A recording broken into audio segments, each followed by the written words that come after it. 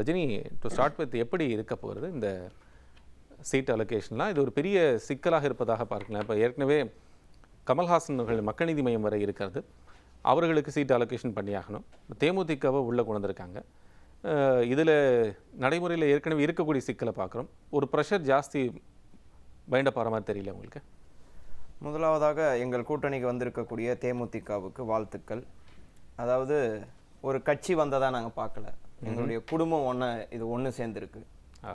31 ஜனவரி 1990 அவர்களுக்கு மாலை எடுத்து கொடுத்து திருமணம் செய்து வைத்தவர் எங்களுடைய தலைவராக இருந்த முத்தமிழறிஞர் தலைவர் கலைஞர் அவர்கள். அன்றைக்கு அவர் முதல்வராக இருந்தார். அப்படி குடும்பத்தில் ஒருவராக பயணித்து வந்தவர்கள் சில அரசியல் காரணங்களுக்காக விலகி இருக்க வேண்டிய சிச்சுவேஷன் ஏற்பட்டது. 2016 பழம் நழுவி பாலில் விழும் என்று எங்களுடைய தலைவர் கலைஞர் சொன்னார். அன்றைக்கு சில காரணங்களால் அவர்களால் வர இயலவில்லை. இன்றைக்கு அது சாத்தியமாகி இருக்கிறது. அன்றைக்கு பால் தான் இல்லை, தேன் கலந்த பால்ல அந்த பழம் விழுந்திருக்கிறது. இயலவில்லையா? வரலையா? அன்னைக்கு இயலவில்லை, சில காரணங்களுக்காக அவர்களால் இயலவில்லை. ஆனால் இன்றைக்கு அவர்கள் வந்திருக்கிறார்கள் என்று சொன்னால், ஏன் நாங்க தேன் கலந்த பால்னு சொல்றோம்னா, அந்த தேனோட ருசியை நாங்க எதை வச்சு தேன் சொல்றோம்னா, மக்களுக்கு நாங்கள் செய்திருக்கக்கூடிய திட்டங்கள். இன்றைக்கு மக்களாட்சி, அதாவது எந்த முதல்வர் சிறப்பாக செயல்பட்டிருக்கிறார், இன்றைக்கு தமிழ்நாடு முதலமைச்சராக இருக்கக்கூடிய எங்களுடைய முதல்வர் சிறப்பாக செயல்பட்டிருக்கிறார் என்று தேமுதிக உள்ளே வந்திருக்கிறது. எங்களுக்கும் அவர் தான் முதல்வர். அதான் எல்லாருக்கும் அவர் தான் முதல்வர். அதான் உங்களுக்கே தெரியும், இன்னைக்கு நிறைய திட்டங்களை நாங்கள் செயல்படுத்தி கொண்டு வருவோம். அதனால இன்னைக்கு வந்திருக்கிறார்கள். அதனால இதுல ஒரு புதியவர்கள் உள்ளே வந்ததாக எடுத்துக்கொள்ள வேண்டாம். இது எங்களுடைய குடும்பம் ஒன்று சேர்ந்திருக்கிறது, எங்களிடம் சேர்ந்திருக்கிறார்கள். இன்னைக்கு சில பேருக்கு தூக்கம் கெடும். பாஜகவுக்கும் அதிமுகவுக்கும் மேபி இன்னைக்கு அவர்கள் தூக்கத்தை இழக்கலாம். ஏனென்றால், அதாவது எங்க கட்சிக்கு வருவாங்க அப்படின்னு எங்களுக்கு இன்னும் பல கட்சிகள் வர இருக்குதுன்னு சொல்லி தேர்தலே வந்துருச்சு. அவங்க கிட்ட எந்த கட்சி போக போகுதுன்னு எனக்கு தெரியல. அவரு வராரா? அவர் இல்ல, அவரும் ஒருத்தரை கூட கூட்டிட்டு வராரு. இப்படி எல்லாம் இங்க கூட்டணி பேச்சுவார்த்தை எல்லாம் சென்று கொண்டிருந்த இந்த நேரத்துல அது வேற கட்சி இல்ல, அதாவது நிறைய கட்சிகள் அந்த மாதிரி கூட்டணிக்காக பேசிக்கொண்டுதான் இருக்கிறார்கள். அவங்க பேசின்னு மட்டும் தான் இருக்கிறாங்க. ஆனா இன்றைக்கு செயல் வடிவம் பெற்று இருக்கிறது திமுக. 2016 மக்கள் நல கூட்டணின்னு ஒன்று உருவாச்சு. எதிர்பார்ப்புகளை பூர்த்தி செஞ்சிருக்காங்களோ? எந்த எதிர்பார்ப்பு? திமுக மக்களுடைய எதிர்பார்ப்பு திமுக பூர்த்தி செய்திருக்கிறது. பூர்த்தி செய்ததுனால அவங்க எங்களுடைய கூட்டணிக்கு வந்திருக்கிறாங்க. 2016 மக்கள் நல கூட்டணின்னு ஒன்னு உருவாச்சு. 2016 தேர்தலை சந்தித்தார்கள். இன்றைக்கு மக்கள் நல கூட்டணி முழுமையாக திமுகவுக்கு வந்திருக்கிற காரணம், மக்களுடைய நலனிலே அக்கறை காட்டுகிற திராவிட முன்னேற்ற கழகத்தை தேடி அந்த மக்கள் நல கூட்டணியே வந்திருக்குதுன்னு சொன்னா, திரு அந்தரிதாஸ் அவர்கள் அது சொல்லணும், இன்னும் சரியா இருக்கும்னு நினைக்கிறேன். சொல்லட்டும், அவரும் பேசதான் போறாரு. அவருடைய பேச்சு நம்ம கேட்கதான் போறோம். இது என்னுடைய கருத்தை நான் சொல்றேன். இன்றைக்கு இந்த மாதிரி வந்திருக்கிறார்கள். இது சீட் அலோகேஷன்ல நீங்க எப்படி பார்க்க போறீங்க? சீட் அலோகேஷன் எப்படி நடக்க போகுதுன்னா, 22ஆம் தேதி பார்க்க தானே போறீங்க. இன்னும் எந்த கட்சிக்கு எத்தனை தொகுதின்னு ஆரம்பிக்காத கட்சிகளா இருக்கு. நாங்க அதிகாரப்பூர்வமா சொல்லிட்டோம், 22ஆம் தேதி ஸ்டார்ட் ஆக போகுது. பார்க்க தானே போறீங்க. எல்லாத்தையும் கச்சிதமாக முடித்து திராவிட முன்னேற்ற கழகம் எப்படி ஆட்சி அமைக்கணும் இன்னைக்கு அக்கா பிரேமலதா சொல்றப்ப கூட தெளிவா சொல்லியிருக்காங்க. மக்கள் சந்தோஷமா இருக்கிறாங்க. எங்கள் கட்சிக்காரங்களும் சரி, திமுகவை சார்ந்தவங்களும் சரி, நாங்க கூட்டணி வச்சதுன்னு தனிப்பட்ட முடிவு கிடையாது. 50 மாவட்ட செயலாளர்களுக்கும் மேலாக திமுக கூட தான் கூட்டணி வைக்கணும்னு சொன்னாங்க. அதனால நாங்க வச்சிருக்கோம். கடந்த ஒரு 10 நாட்களுக்கு முன்னாடி கூட திமுக ஆட்சியை பத்தி கடுமையான விமர்சனத்தை வச்சவங்க தான் அம்மையார் பிரேமலதா விஜயகாந்த் அப்படிங்கிறது உங்களுக்கும் தெரியும், நான் தனியாக சொல்ல வேண்டியதில்லை.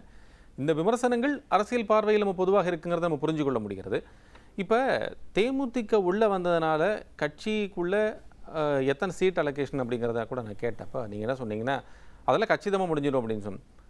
குறைஞ்சது 170 தொகுதிகள், 160 170 தொகுதிகளாக திமுக நிற்க வேண்டும் என்று திமுகவுக்கு ஒரு தேவை இருக்கிறது. அப்போ தான் அவங்களுக்கான மெஜாரிட்டி பெற முடியுங்கிறது. ஏன்னா ஆட்சி அதிகாரத்தில் பகிர்வு இல்லைங்கிறத கட்சியினுடைய தலைவர், திமுகவுடைய தலைவர் முதலமைச்சர் சொல்லிட்டாங்க. அப்போ 170 தொகுதிகளில் 160 170 தொகுதிகள் இருந்தால் ஏற்கனவே கொடுத்துருக்க தொகுதிகளில் இன்னும் குறைக்கப்படுமோ கூட்டங்கட்சிகளுக்கு? இல்லை, அது சீட் அலோகேஷன் எதை பேஸ் பண்ணியிருக்குன்னா, அந்தந்த தலைமைகள் உட்காந்து பேசுவாங்க. அதுக்குன்னு குழு அமைப்பாங்க. அந்த குழு எங்களோட பேசும். யாருக்கு எந்த அளவுக்கு அங்கீகாரம் கொடுக்கணுமோ, யாருக்கு எந்த அளவுக்கு கொடுக்கணுமோ எங்களுடைய தலைவர் அவர்கள் சிந்திச்சு கரெக்டான சீட்டை யார் யாருக்கு எது தரணுமோ நிச்சயமா தருவார். அது இன்னும் நீங்க ஒண்ணுல ஒரு வாரம் பொறுத்து யார் யாருக்கு எவ்வளவுன்னு சொல்லும்போது அந்த லிமிட்டேஷன், அந்த லிமிட்டை தான் இங்க வைக்கிறீங்க. இந்த லிமிட் இல்ல, யாருக்கு எல்லாரும் சந்தோஷப்படுற கூடிய அளவுக்கு அந்த சீட் அலோகேஷன் இருக்கும். கவலையே வேண்டாம். திமுக எல்லாருக்கும் திருப்தியா இருக்கும். திமுக தன்னை குறைத்து கொண்டு மற்றவர்களுக்கு நிறைவாக செய்யும். அதாவது தானும் சாப்பிடணும், பக்கத்துல இருக்கிறவனும் சாப்பிடணும். அதாவது நீங்க வந்து திமுக மட்டும் இவ்வளவு தொகுதியில் எல்லாரும் எங்கள் கூட்டணி கட்சியில எல்லா கூட்டணி கட்சி எதுக்கு தேடி வந்திருக்கிறாங்க? மக்களுக்கு சிறப்பான திட்டங்களை வந்து செய்து கொண்டு இருக்கிறோம், அதுக்காக வந்திருக்காங்க. நீங்க சீட் அலோகேஷன், அதாவது எதிர்கட்சிகள் மாதிரி நீங்களும் ஆயிட்டீங்க. இப்போ எதிர்கட்சிகள் ஏதாவது பிரச்சனை வந்துருமா, காங்கிரஸ் வெளியே போயிருமா, காங்கிரஸ் அந்த கூட்டணிக்கு போயிருமா, தெளிவா சொல்லிட்டாங்க, யாரும் பேசாதீங்க கூட்டணியை பத்தின்னு சொல்லிட்டு. தொடர்ந்து இது மாதிரி பேசி பேசி பேசி எலெக்ஷன் வெறி இப்படியே பேசின்னு இருக்க வேண்டியதுதான். நாங்க அடுத்து வெற்றியை நோக்கி சென்று கொண்டு இருக்கிறோம். இன்னைக்கு அக்கா பிரேமலதா கூட தெளிவா சொல்லிட்டாங்க, 200+ கண்டிப்பா திமுக கூட்டணி ஜெயிக்க போகுது, அது உறுதின்னு சொல்லியிருக்காங்க. 200க்கும் மேல ஜெயிக்க போகுது. இன்னைக்கு வந்து இது வந்து ஒரு ஸ்ட்ராங்கான கூட்டணியா அமைஞ்சிருக்கு. அதிமுக கூட்டணி வீக் ஆயிட்டே தான் வருது. கூட்டணியில இருக்கிற கட்சிகள்லாம் வெளியே தான் போறாங்களே தவிர்த்து அவங்க அப்படியே பெருசா வந்து அவ்வளோ ஸ்ட்ரென்த் ஆயிட்டாங்க அப்படின்லாம் ஒன்றும் பார்க்க முடியாது. இன்றைக்கு இன்னும் வந்து வலுவாக இருக்கிறோம். பால் நழுவி தேன் கலந்து, அதாவது பழம் நழுவி தேன் கலந்த பாலில் தான் விழுந்திருக்கிறது. இன்னும் கூட்டணி ஸ்ட்ராங் ஆயிருக்கு. வெற்றி எங்களுக்கு இன்னும் உறுதியாயிருக்கு. இந்த சீட் ஷேரிங் அப்படின்னு வரும்போது நீங்கள் சொன்னீங்க எங்க மேலே இருக்கக்கூடிய தலைவர்கள்லாம் பேசி முடிவு செய்வாங்க அப்படின்னா, ஒரு சின்ன எங்கேயோ ஒரு சிக்கல்கள் வந்து கடந்த முறை திரு KS அழகிரி அவர்கள் கூட குறிப்பிட்டிருந்தார்கள். வந்து ஒரு வருத்தம் தான் எங்களுக்கு, திருமாவளவன் அவர்கள் கூட சொன்ன எங்களுக்கு சீட்டு கிடைக்காதுன்னு ஒரு வருத்தம் தான். இது போன்ற எல்லா இடங்களுமே ஒரு வருத்தம் கொஞ்சம் முன்ன பின்ன இருக்கக்கூடியது நம்ம பார்க்கணும். ஆனால் எல்லாரையும் கூடுதலாக 2 கட்சிகளையும் சேர்க்கின்ற போது அந்த வருத்தம் இன்னும் அதிகமாகதா, அது வந்து ஜெல்லாகிறதுக்கான வாய்ப்புகள் இல்லாமல் போகாதாங்கிறதான் கேள்வி. இல்ல, இது வந்து சீட்டுக்காக உருவாக்கப்பட்டு சீட்டுக்காக பயணிக்கிற ஒரு கூட்டணி அல்ல. இது கொள்கை கூட்டணி. கொஞ்சம் சீட்டு முன்ன பின்ன வருதுன்னா அட்ஜஸ்ட் பண்ணிட்டு எப்படியாவது இந்த பாசிச பாஜக ஆட்சியை தமிழகத்தில் எங்கேயுமே வரவிடக்கூடாது என்பது ஒரு கொள்கை ரீதியாக உருவாக்கப்பட்ட கூட்டணி. இது வந்து மற்ற கூட்டணி மாதிரி டிடிவி சேர்றப்போ வந்து பேட்டி கொடுக்குறாரு, என் கூட இருக்கிறவங்க வந்து மினிஸ்டர் ஆகலாம் அப்படின்லாம் சொல்லியிருக்காரு. அது அந்த மாதிரி கூட்டணி இந்த கூட்டணி கிடையாது. இது வந்து ஒரு கொள்கை ரீதியான கூட்டணி. ஆக்கணும்னு எனக்கு ஒரு ஆசை இருக்கு, அது நம்ம டிமாண்டா வைக்க மாட்டோம் அப்படின்னு சொன்னார். அந்த மாதிரி இங்க எந்த பேச்சும் அடிப்படவில்லை. அதனால வந்து இவர்களுக்கு என்னன்னா, இது வந்து எப்படி இவ்வளவு ஒரு கட்டமைப்பா இவங்க வந்து போறாங்க அப்படின்று பாஜக கூட்டணிக்கே வந்து போறாம. அதே மாதிரி அண்ணன் TDS ரவி சொன்னார், அதாவது சசிகலா அவருடைய திருமணத்தை நடத்தி வைத்ததும் இது கலைஞர் தானே அப்படின்னு. ஆமாம், 1973ல் சசிகலா அம்மையாரின் திருமணத்தை நடத்தி வைத்ததும் தலைவர் கலைஞர் தான். பாஜகவினுடைய முன்னாள் தலைவர் தமிழிசை அவர்களுடைய திருமணத்தையும் நடத்தி வைத்தது தலைவர் கலைஞர் தான். பெரும்பாலான தலைவர்களை உருவாக்கியதும் தலைவர் கலைஞர் அவர்கள் தான். அதனால தமிழ்நாட்டில் நீங்க வந்து எண்ணி பார்த்தீங்கன்னாவே அந்த லிஸ்ட் பெருசா போகும். அப்படி தமிழ்நாட்டில் இருப்பவர்களுக்கு எல்லாத்தையும் செய்து கொடுத்தவர் வந்து தலைவர் கலைஞர் தான். அதை வந்து நாங்கள் வந்து பெருமையாவே சொல்றோம். NDA கூட்டணியிலிருந்து யாராவது வெளியே போனாங்களா? யாருமே போலையே அப்படின்னு அண்ணன் சொன்னாரு. அண்ணன், நீங்க 2021 தேர்தலை சந்திக்கிறப்போ OPS அதாவது இது கூட, அதாவது ADMK கூட இருந்தார். இன்னைக்கு ADMK கூட OPS இல்ல. நீங்க அன்புமணி ராமதாஸ் வந்து ஒன்னா இருந்தாங்க. இன்னைக்கு ராமதாஸ் அவர் கூட இல்ல. அதனால உங்கள் கூட்டணியில் இருக்கிற கட்சிகள் இருக்கு பாருங்க, அதுல நிறைய பிளவுகள் ஏற்பட்டு சென்று கொண்டு இருக்கிறது. அதை நீங்க வந்து கவனிக்க மாட்டீங்க. அதே மாதிரி இவர்கள் வந்து காலம் தாழ்த்தப்பட்ட ஒரு முடிவு தான். இதே கூட்டணி நிச்சயமா சொல்றேன், 2016ல் இந்த கூட்டணி ஒருவேளை இது உண்டாகி இருந்தால் அம்மையார் ஜெயலலிதா அவர்கள் எதிர்கட்சி தலைவராக இருந்திருப்பார். இதை நிச்சயமா அடிச்சு சொல்றேன். ஏன்னா அன்னைக்கு ADMK வின் பண்ணது 134 இடம், பர்சன்டேஜ் 41.1%, DMK 97 பிளேஸ், அதுல 40.3% ஓட்ஸ். அதாவது நீங்க அதுல டிஃபரன்ஸ் பாத்தீங்கன்னா 0.8%. அன்னைக்கு மக்கள் நல கூட்டணி பெற்ற சதவீதம் வந்து 6%. ஒருவேளை இந்த 6% திமுகவுக்கு அன்றைக்கு வந்திருந்தால் 2016ல் அம்மையார் ஜெயலலிதா அவர்கள் எதிர்கட்சி தலைவராக சென்று இருப்பார். அப்படி ஒரு நிலைமையிலிருந்து ஒரு காலதாமதமாக இன்றைக்கு வந்து சேர்ந்திருக்கிறார்கள். நான் ஏன் எதிர்கட்சிக்கு சொல்லுங்க, அந்த கூட்டணி தான் சார் மதிமுக இருந்தாங்க.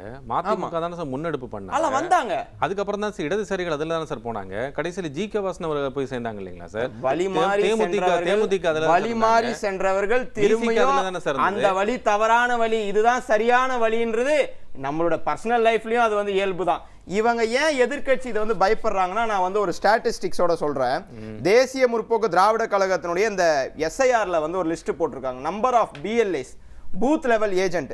அதுல 36,744 வந்து BLAs உடைய கட்சி வந்து தேசிய முற்போக்கு திராவிட கழகம்.